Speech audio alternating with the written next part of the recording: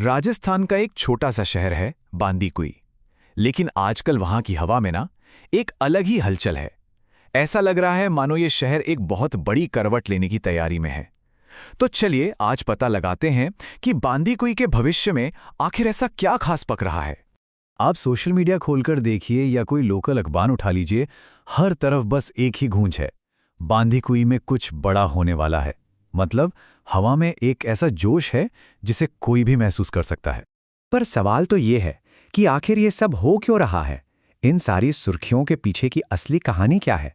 चलिए इसी सवाल की तह तक चलते हैं। तो इस पूरी हलचल के सेंटर में है एक वीवीआईपी। कौन? राजस्थान के मुख्यमंत्री भजनलाल शर्मा। लेकिन रुकिए, ये कोई आम सा राजनीतिक दौरा नहीं है। इसके पीछे एक बहुत बड़ी, बहुत खास वजह है। तैयारियां तो भाई जोरों शोरों से चल रही हैं। 11 अप्रैल 2026 महात्मा ज्योतिबा फूले जयंती का मौका है और मुख्यमंत्री जी का आगमन होना है। और स्वागत ऐसा होगा जैसा शायद ही पहले कभी हुआ हो। जरा सोचकर देखिए, करीब 50,000 लोगों की भीड़, 11,000 कलशों की यात्रा और फूलों की बारिश करने के लिए एक दो नहीं, पूरी 31 जेसीबी मशीनें। ये सिर्फ एक दौरा नहीं, ये तो पूरा एक जश्न का माहौल है। तो इस भव्य आयोजन की सबसे बड़ी वजह क्या है? एक ऐसा सपना जो बांदीकुई के लोग पिछले 10 साल से अपनी आंखों में लिए बैठे थे। धौली गुमटी रेलवे ओवरब्रिज का उद्घाटन। सोचिए जरा, पूरे 10 साल का इंतजार। आखिरकार ये 980 मीटर लंबा ओवरब्रिज अब एक हकीकत बन चुका है। और ये सिर्फ एक पुल नहीं है, बल्कि उस जाम से आज़ादी है जिसमें बांदीकुई के लोग रेलवे फाटक पर रोज न जाने कितने घंटे फंसे रहते थे। वैसे इस पुल का सफर काफी लंबा रहा है। इसे 2016-17 में मंजूरी मिली थी और 2019 तक तो इसे बन भी जाना था। लेकिन बस देरी होती गई और आज 2026 में जाके लोगों का ये लंबा इंतजार खत्म हो रहा है। जब ये प्रोजेक्ट शुरू हुआ था तो इसकी अनुमानित लागत थी 28 करोड़ रुपए। लेकिन इस देरी की एक कीमत भी तो थी। जो प्रोजेक्ट 28 करोड़ में शुरू हुआ था ना, वो खत्म होते होते 35 करोड़ तक जा पहुंचा। यानी सीधा सीधा मतलब यह है कि इस इंतजार के लिए 7 करोड़ रुपए ज्यादा खर्च करने पड़े। लेकिन कहानी सिर्फ इस एक पुल पर ही खत्म नहीं होती। बांदीकुई में विकास के कई और बड़े प्रोजेक्ट्स एक साथ चल रहे हैं जो शहर की पूरी तस्वीर बदलने का दम रखते हैं। सबसे पहले बात करते हैं रेलवे स्टेशन की। करीब 24 करोड़ की लागत से इसे अमृत भारत स्टेशन योजना के तहत पूरी तरह से बदला जा रहा है।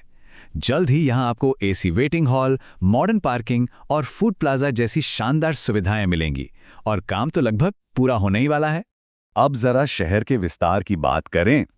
एक्सप्रेसवे के पास Dausa Bandikui urban improvement trust एक नई, एकदम मॉडर्न रेजिडेंशियल कॉलोनी बसा रहा है। जमीन तैयार है, प्लान भी फाइनल है। मतलब बांदीकुई का नक्शा बदलने वाला है बॉस। और अब बात करते हैं उस प्रोजेक्ट की जो सही मायनों में एक गेम चेंजर साबित हो सकता है। दिल्ली मुंबई एक्सप्रेसवे के ठीक बगल में 1100 हेक्टेयर में एक बहुत बड़ा इंडस्ट्रियल और लॉजिस्टिक हब बनाया जाएगा। ये सिर्फ एक औद्योगिक क्षेत्र नहीं होगा, बल्कि ये पूरे उत्तर भारत के लिए व्यापार का एक नया गेटवे बन सकता है। और ये सब हवाई बातें नहीं है। दुनिया भर के निवेशक इस पर अपनी नजर बनाए हुए हैं। सिंगापुर की एक बहुत बड़ी कंपनी है सिमकॉर्प, वो पहले ही यहाँ का सर्वे कर चुकी है। अब जब इतने बड़े नाम दिलचस्पी दिखा रहे हों तो समझ जाइए कि कुछ बहुत बड़ा होने वाला है। तो आखिर ये सारे विकास कार्य हो क्यों रहे हैं? देखिए, इसके पीछे सिर्फ आर्थिक कारण नहीं है, बल्कि एक शहर की जो ऐतिहासिक पहचान है उसे भविष्य की एक नई पहचान देने की जबरदस्त महत्वाकांक्षा भी है। बांदीकुई अपने इतिहास को पीछे छोड़कर एक बिल्कुल नई पहचान गढ़ रहा है। जहां कल तक इसकी पहचान सिर्फ एक रेलवे जंक्शन और ब्रिटिश काल की कुछ इमारतों से थी, वहीं आज इसे भविष्य के लॉजिस्टिक हब, एक इन्वेस्टमेंट हब और यहां तक कि जयपुर के नए गुरुग्राम के तौर पर देखा जा रहा है। और इस बदलाव के पीछे एक बड़ी राजनीतिक महत्वाकांक्षा भी है। स्थानीय विधायक भागचंद टांकरा जी विधानसभा में जोर शोर से ये मांग उठा चुके हैं कि बांदीकुई को अब जिला बना देना चाहिए। ये एक ऐसी मांग है जो सालों से वहां गूंज रही है।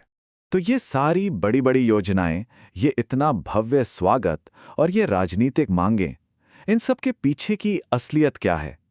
ये सब हमें एक सीधे और सबसे जरूरी सवाल पर ले आता है।